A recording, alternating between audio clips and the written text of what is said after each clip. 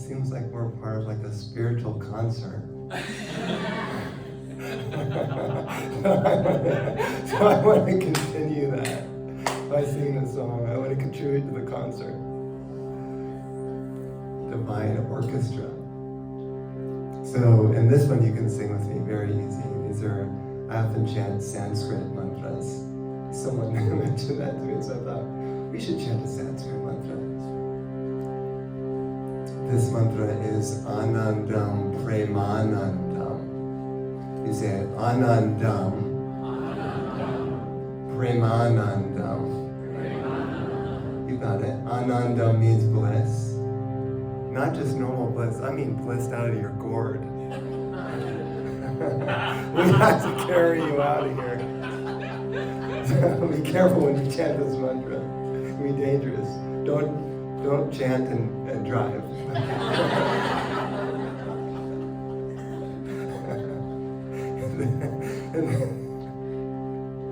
and then prema means love. Prema means divine love in Sanskrit. 2 really helpful words to memorize if you can. I'll sing it, and as you get the tune, you can sing it with me, really easy. We'll just have an intention to really feel the energy and presence of the mantra as we're chanting it, to sense it, because it has a spiritual transmission with it.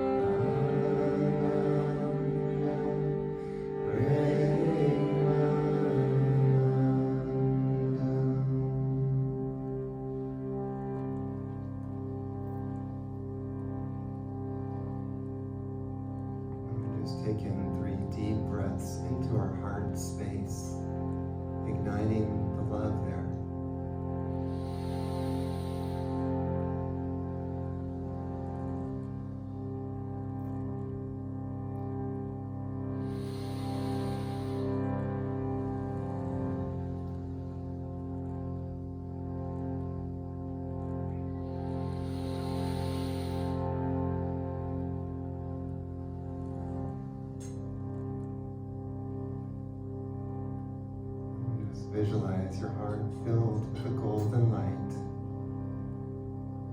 the light of that mantra, Ananda, Premananda.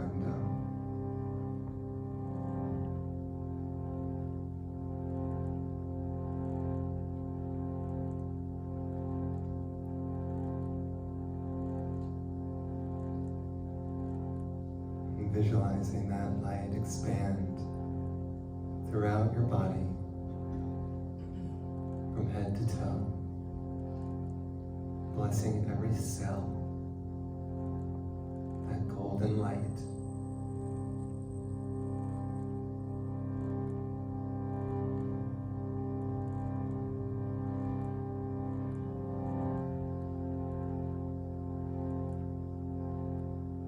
Expanding to fill your aura.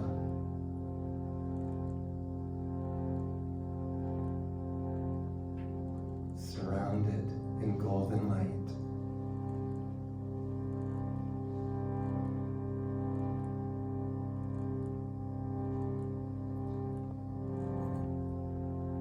So beautiful and bright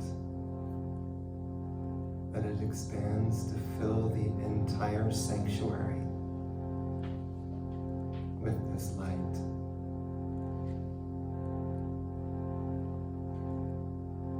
Blessing each person.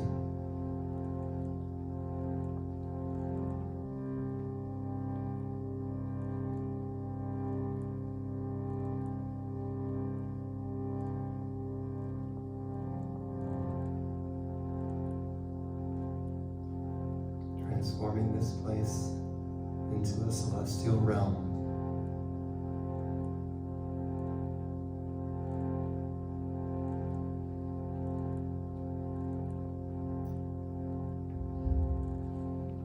So beautiful that even the angels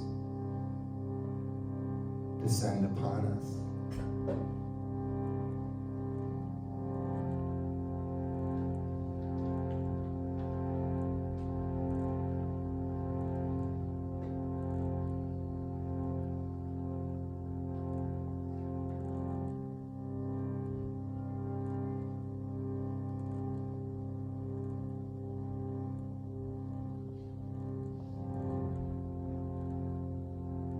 May we walk in this golden light throughout our day.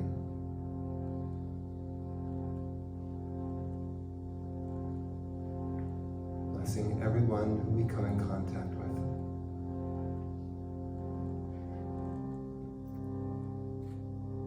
Leaving a trail of light wherever we go.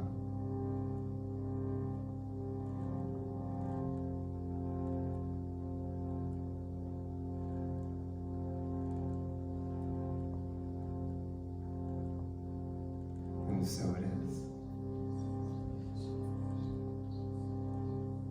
And so it will be.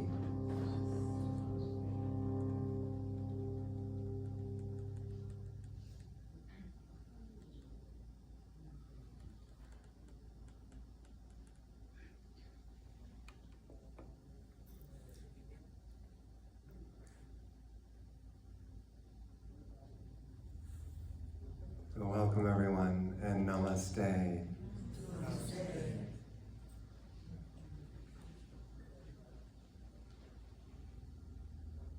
So,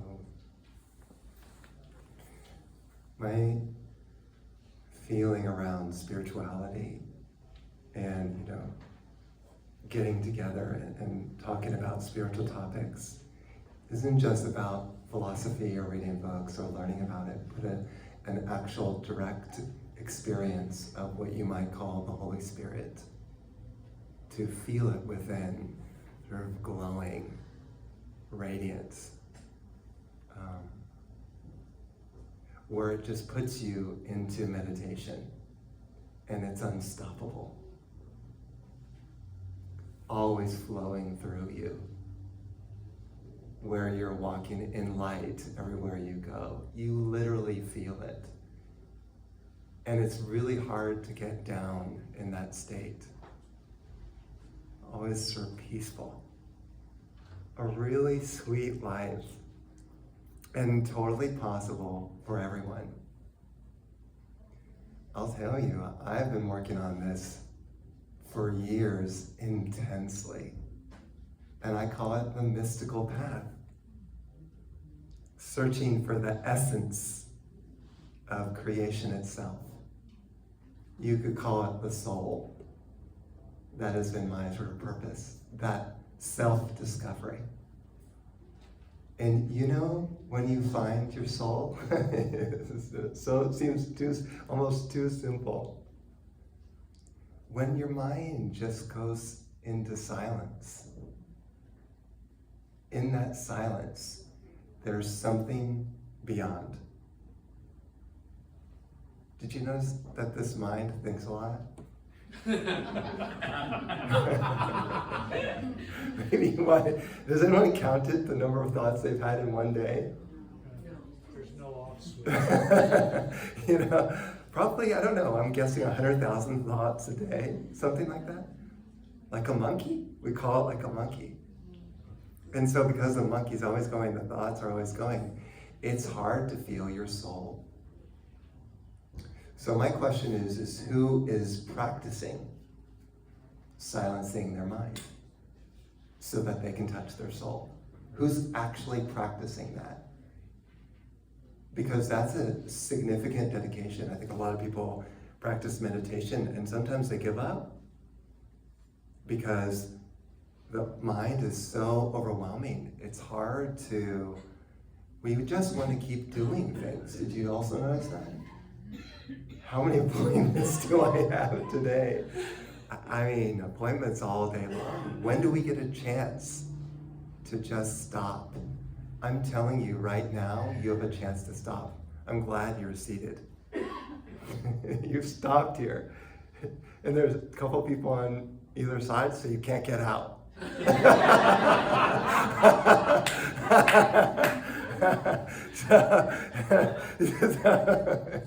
You know, you have to stay here and sit with it and practice that.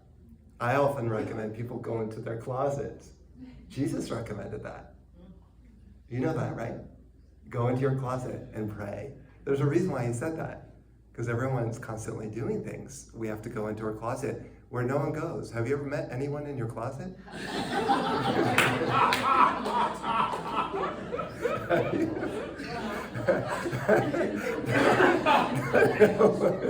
No one goes there.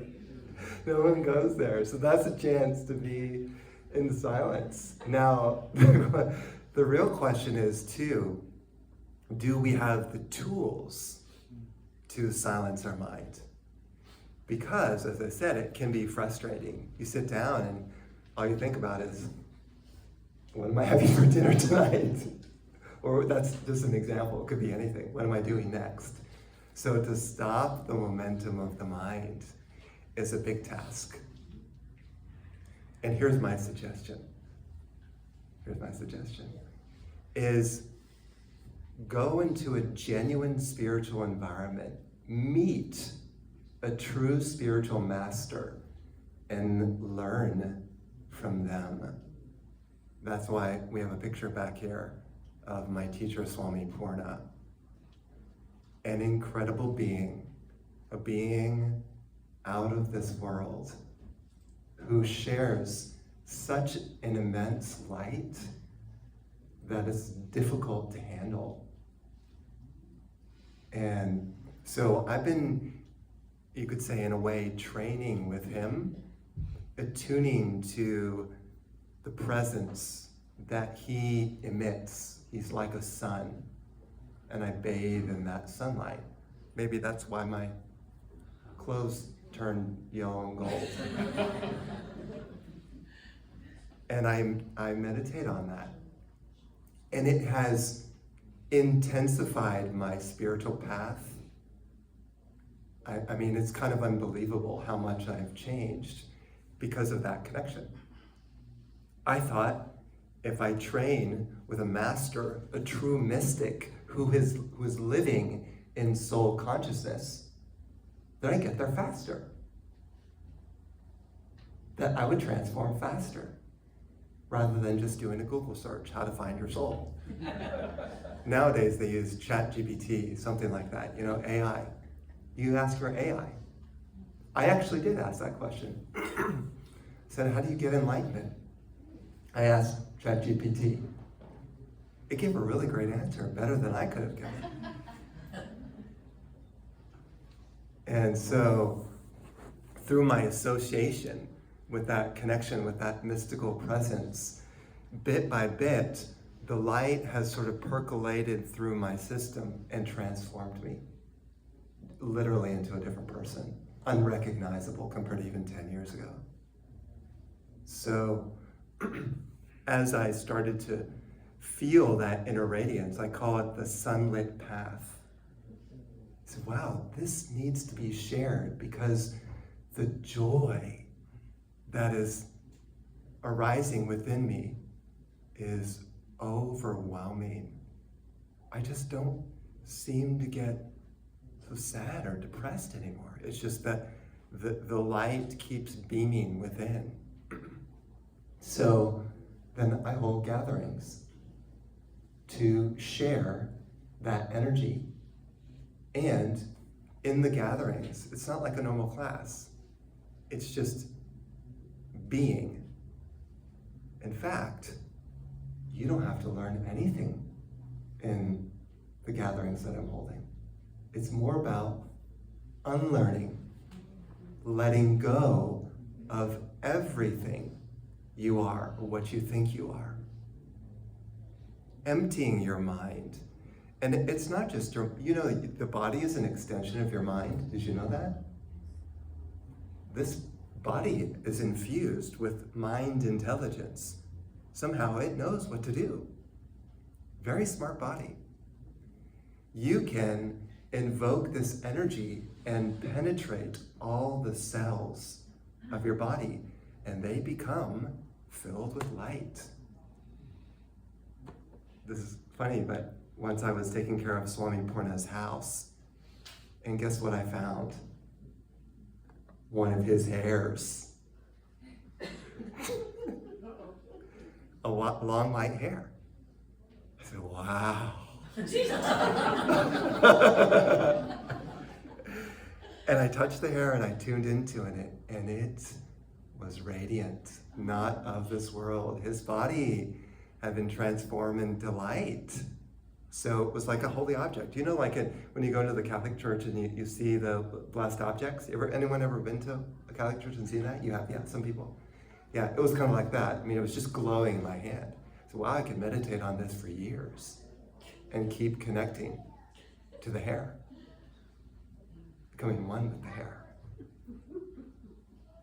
So that attunement over time has grown, and I've been able to connect more deeply with spiritual energy, bit by bit, wearing away Brian, emptying Brian of all of his conditioning, his worry, his fears, his insecurities, his irritations, his angers, his hatred, just letting it all go. I would even have a release journal, I call it, many of them. And I would fill this whole journal with issues that I had. I would write down these issues with an intention to release them. That's how I would clear my stuff. It's a great method. Get a notebook, write on it, release journal, and start letting go of your issues into the book. I probably had many of these journals filled with so many issues. I'd gone through so much stuff. And bit by bit, unraveling Brian. And when Brian is gone, what's left? What you would call pure consciousness. No longer the consciousness bound or caught inside a body and a mind, but literally feeling myself to be everyone and everywhere. So then one could say that all of creation is my body, rather than this being my body. And that is a kind of unity principle. How do you feel unified with all of existence. That is the path of the monk or the nun, seeking that unification. Every day, you don't just say, today I just don't feel like it. I'm gonna turn on Jeopardy. Wheel of Fortune? Whatever show that we might watch, you know? I cut off a lot of my TV habits because I was concerned more with going within, rather than solving word puzzles. Going deep within. How deep can you go? Isn't that a song or something? I don't know, maybe it should be. How deep can you go? That's the next verse. Yeah. And so I just kind of wanted to share a sense of what is being offered, and I also wanted to really express my gratitude towards Reverend Drew and actually everyone who's kind of been part of making this Sunday service possible, because it's really sweet. This place is not so common to find such open-minded people willing to embrace all traditions, because mine's pretty far-fetched. It's pretty radical. Not everyone has invited me so warmly into their space. So, you kind of have to just be, okay, whatever he says, I'll kind of go with that, let's just see. And then it's exciting, because the more open we are, the more open-minded we are, the higher the ascension, the deeper the meditation, the more powerful your path will be. We'll call it the open-minded church. It's key. You have to be like a child, no judgment around what's happening, just completely open. So that would be kind of a brief description of the mystical path. And I just wanted to say, it would be wonderful to see you at the gathering afterwards. It's at 1 p.m. after we eat. I'm actually fasting today, so I won't be eating, but it'll be kind of a chance to go deeper, to immerse into the energy and experience something profound, and then taking that with you. So I hope that you can come, and I thank you all again for coming together in Sangha here at the CSL. Many blessings and namaste.